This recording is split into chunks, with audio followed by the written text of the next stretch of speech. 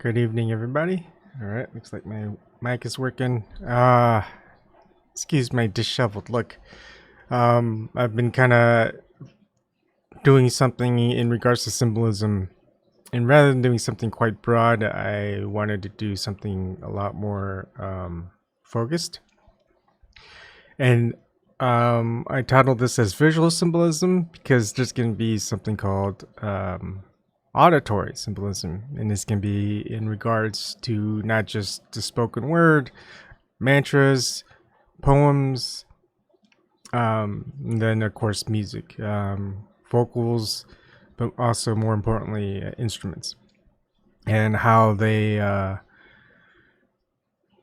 constructed to elicit memories and unconscious emotional responses. So that's how I'm stating things. So I've gotten something written down, which is I'm pretty much going to read verbatim so I don't mess things up because I don't want to get it wrong. Basically, what you see on the screen is what I've created earlier, and it's just gonna switch on over. So I'll be moving it once I get to a certain part. So go ahead and look at it. I created so basically the one on the right is basically a material representation of the dark. To focus on just the four material aspects, just in simplification, rather than making it a little more complicated with the fifth element and all that other jazz. All right, so symbolism, all symbolism is a representation that is constructed to elicit memories and unconscious emotional responses. The symbols in and of themselves have no meaning, therefore they have no power. For example, if someone has no knowledge of a symbol regarding either the direct representation of it or the historical context that is associated with it, it holds no meaning. It will not instill fear, hope, hate, love, or any other unconscious emotional response. So many visual symbols have different interpretations of its representation, and that is because there are different types of contexts that are associated with it. For example, we're taking a look at the swastika.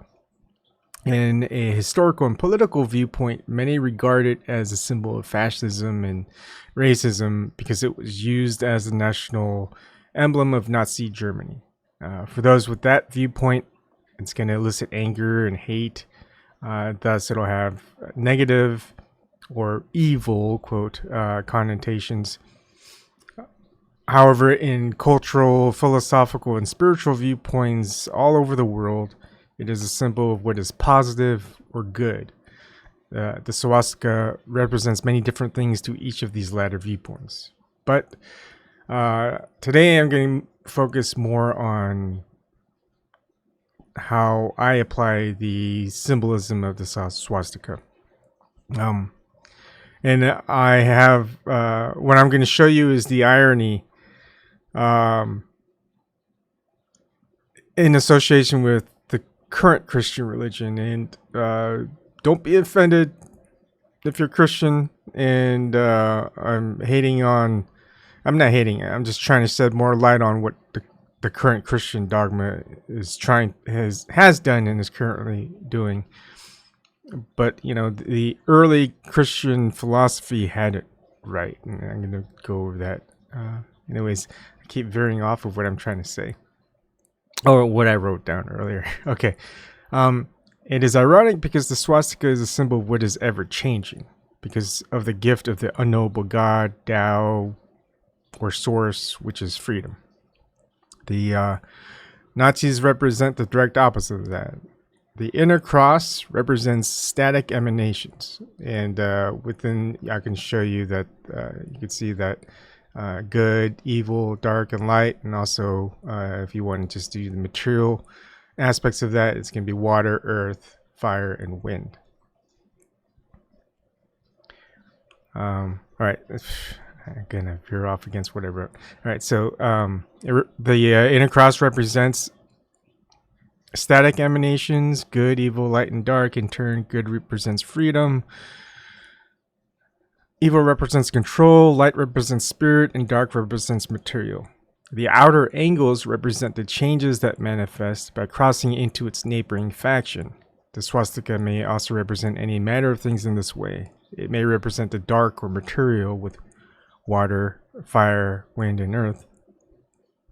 One will never have absolute dominion over its polar opposite, hence why it's static, but they may associate with the other in some way from the mixing of various forms.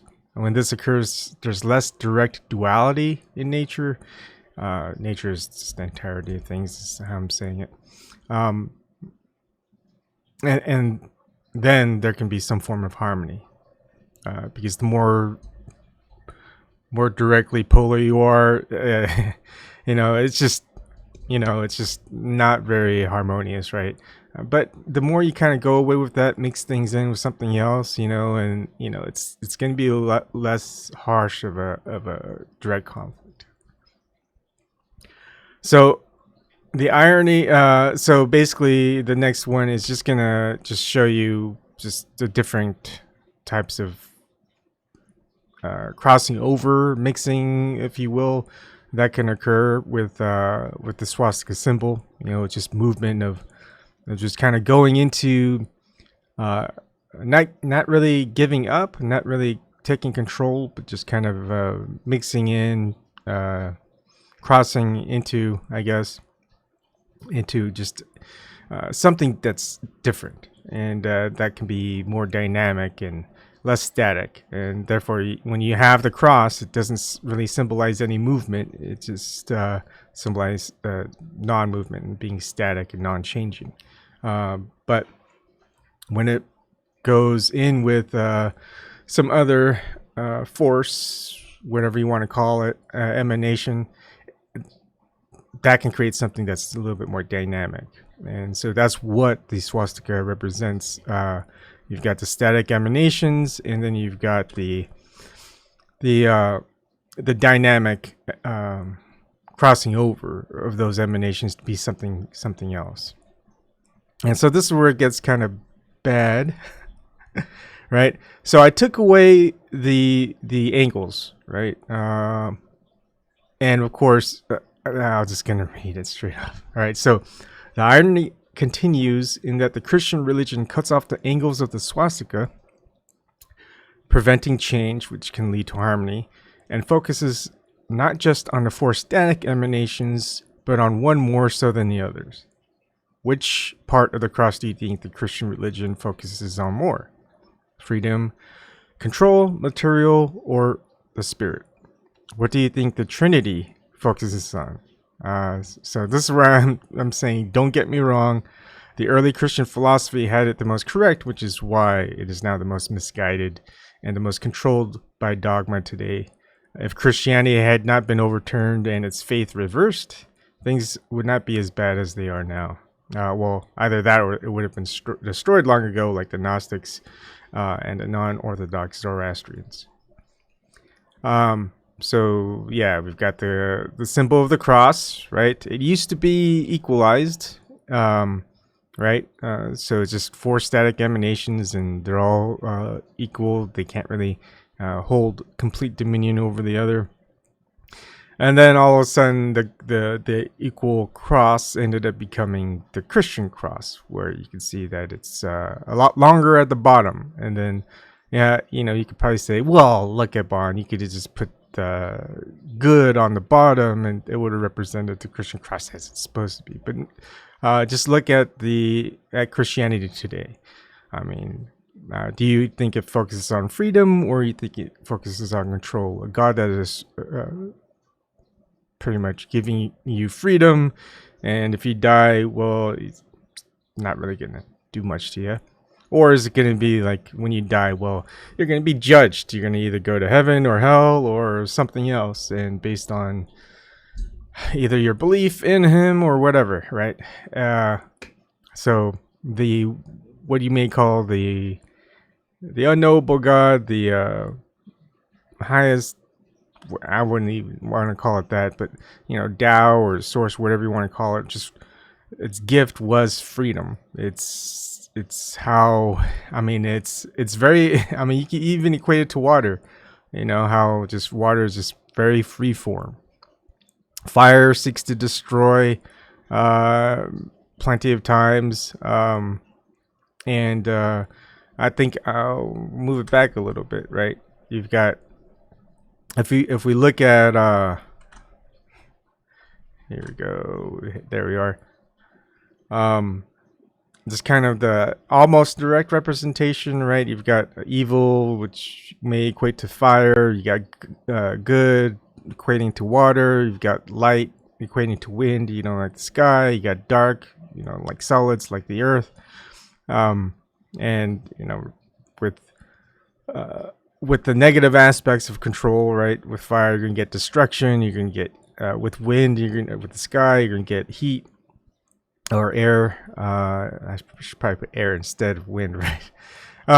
But with air and water, you know, you can get it can get cold. There can be blizzards and hurricanes. And with water and earth, you know, there's growth like plant material and organic material, or tsunamis, earthquakes, and you know, water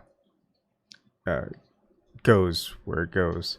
So it's just kind of how things kind of seek each other out. But see how when it's like directly earth and wind, they really don't affect each other. Wind may carry earth material like seeds and stuff, which is good. Water and fire, right? If you put them both together, well, one of them's gonna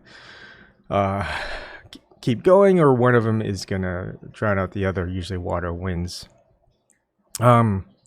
But once you kind of get into a different aspect, right? We're focusing on growth, or earth, wind, fire, and water. So, I mean, when you got those on the opposite spectrum of what's dynamically moved over, I guess you could say evolved, however way you want to put it, but like growth and heat aren't really diametrically like very polar opposites. You can have growth with heat, right? And you can have destruction with cold. It's just it doesn't really cancel each other out. It can actually apply to each other in some form or fashion, as opposed to the static manifestations, whatever you want to call it, really don't interact in that way. They're very much staying on their own side. That way, you know, they can't really become absolute over its polar opposite. So I think that is something that's what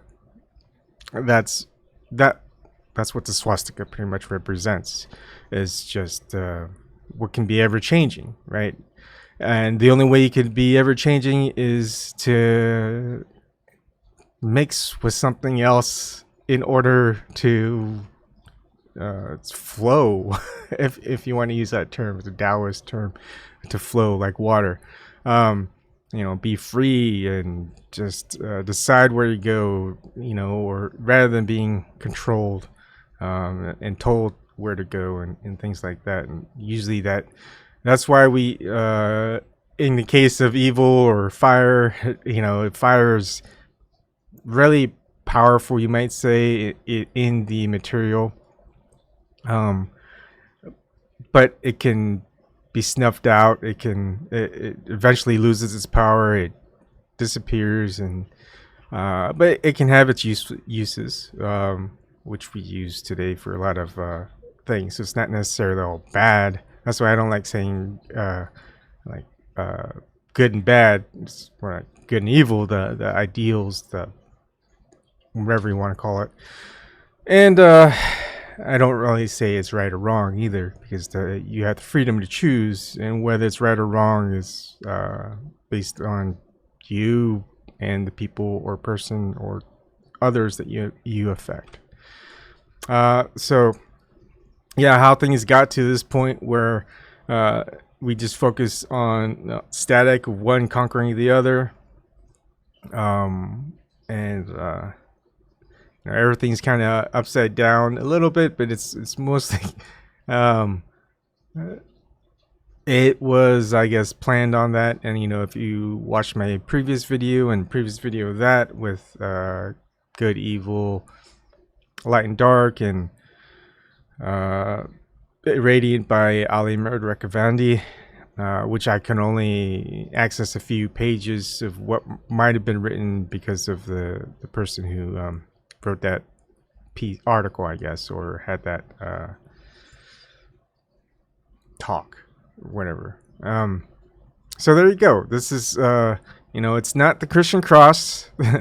it you could say it evolved purposely to mislead and be misguiding, from something that was, ever changing, right? And good, because, right, there's more harmony in things of being, kind of moving, giving a little, taking a little, and working with something rather than always against something else.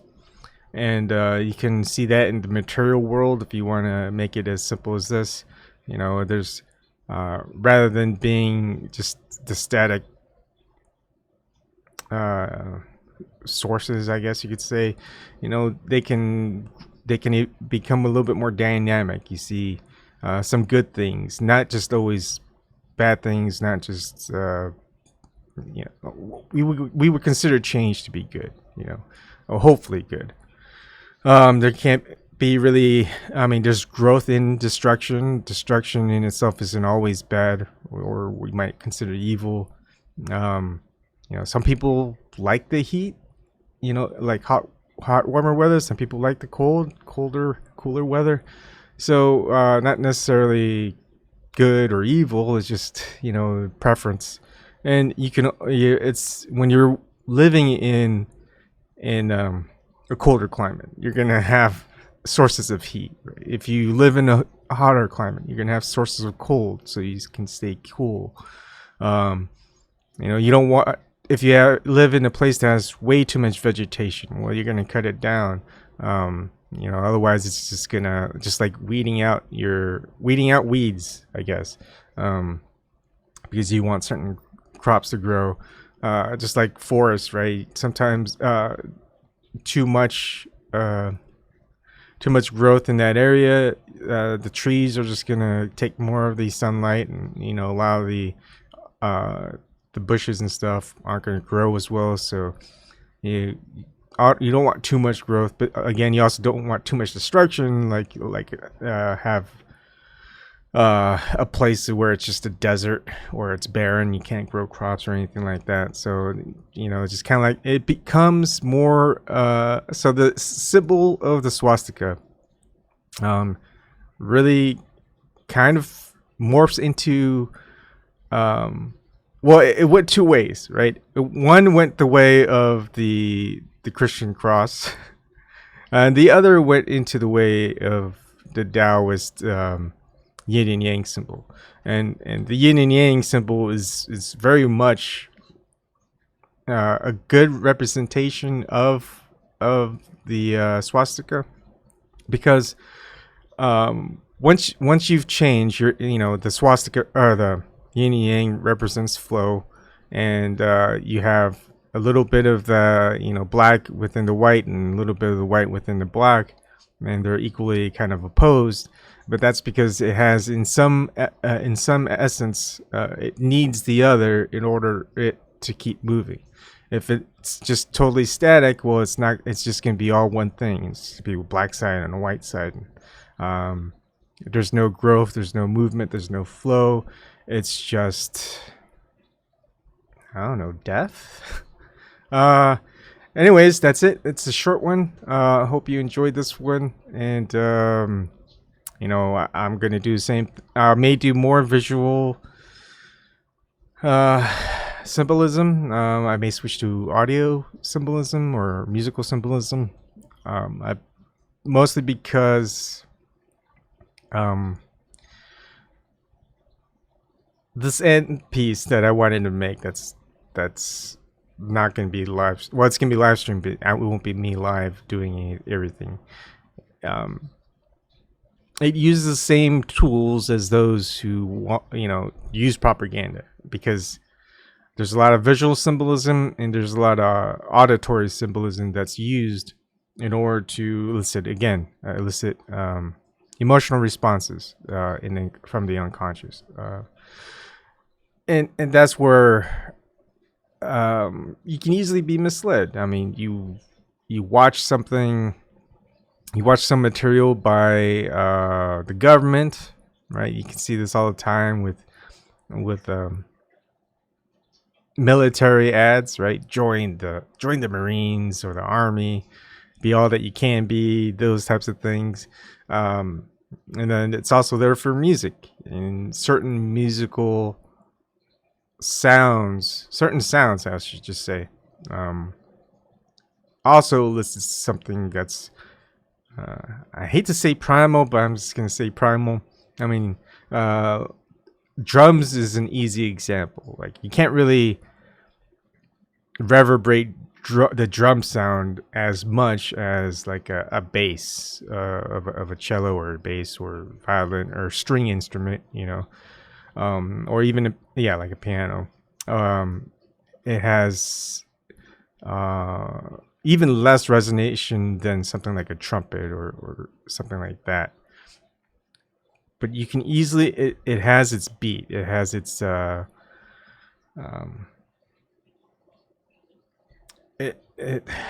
what do you call it? It's like a tempo, right? Just like your heartbeat. Your heartbeat rises, and it's your heartbeat is a drum beat, basically. I mean, if you can listen to it or listen to someone else's, it's just gonna be a thump thump thump thump thump thump. And then the faster that you want some form of event, like you want the person to just elicit a response of just being ready and being just like ready to go, amped up type of thing, right? You're gonna just have a faster thump thump thump thump or thump thump thump thump thump, right? But if you want to have just a slower response, like things are slowing down, but something's being ready to occur, you know, it's gonna be just a dum dum dum. You know, it's like Jaws. Jaws is a great example.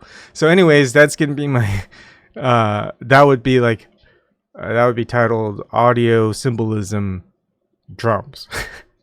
Just to put it something like that. And I'm just going to give examples and how it just kind of, you know, what does it really reflect onto you? And it's, it'd be fun to test out. Of course, it's not going to ever happen.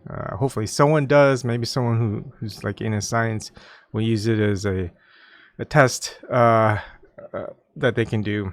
Is, you know, someone who watches a movie with a certain sound, with music, or okay, let's take it this way.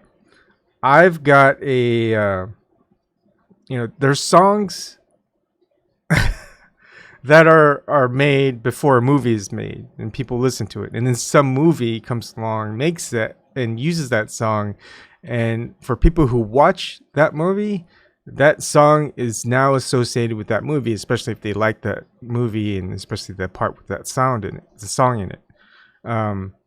If you have someone that doesn't have that didn't watch that movie but still listen to that song, they're not going to have that same emotional unconscious response, right? This is the whole beginning of what I was talking about. It has to have some form of exposure to that symbol in order for that symbol to have any meaning and power over that individual, or it can give power to the individual. It's again, symbols are tools, where to provide power or to use it as control. It's just like good and evil, freedom and control. The other thing is visual.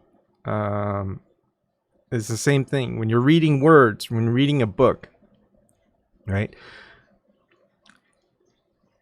When you read the descriptions of a book for the characters or even a place, it's sometimes it may be detailed, but it's not like so detailed down to like the very minute aspects, right? A lot of it can the reader's imagination can formulate from the descriptions that's provided in that book, to fashion that character in their minds. Now, if someone watches a show or a movie based on that book, or after you've read it and then you watch the movie too, once you go back and read the book, most of the time the characters are no longer fashioned from what your mind can conjure up, I guess. It's basically whatever you remembered from that story, from the show or the movie. So a lot of these things you've got to keep in mind.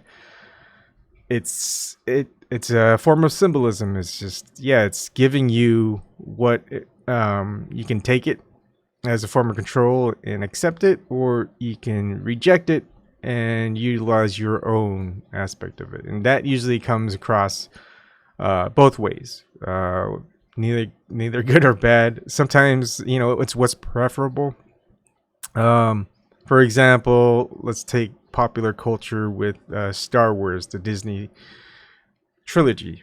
You've got a lot of people who go, I don't really accept the new trilogy, the episode 7, 8, or 9 as canon. It's just like, I choose not to accept it. That wasn't Luke Skywalker.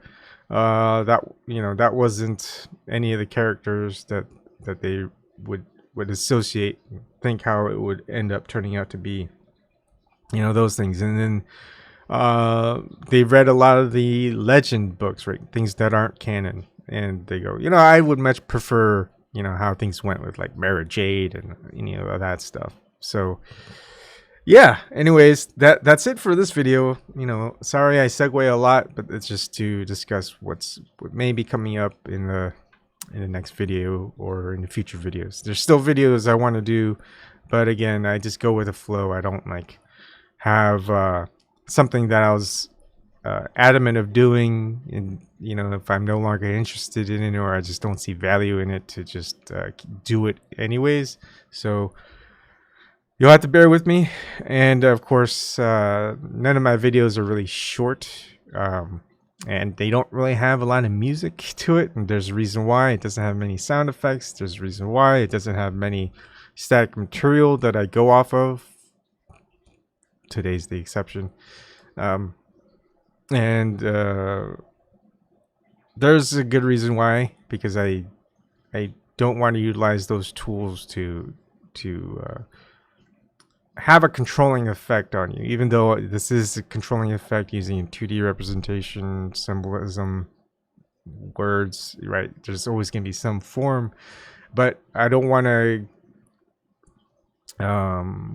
use some like a type of propaganda in order to influence your emotional responses, which I will do later, but in a good way. It's rather to, instead of instilling fear, anger, hate, or things that you might be more negative and you want things to be a lot more controlled, I want to provide joy, happiness, laughter, hope, things that are associated with more positive, more freedom-esque, free will connotations. So thank you. Have a good night, and I'll see you another night.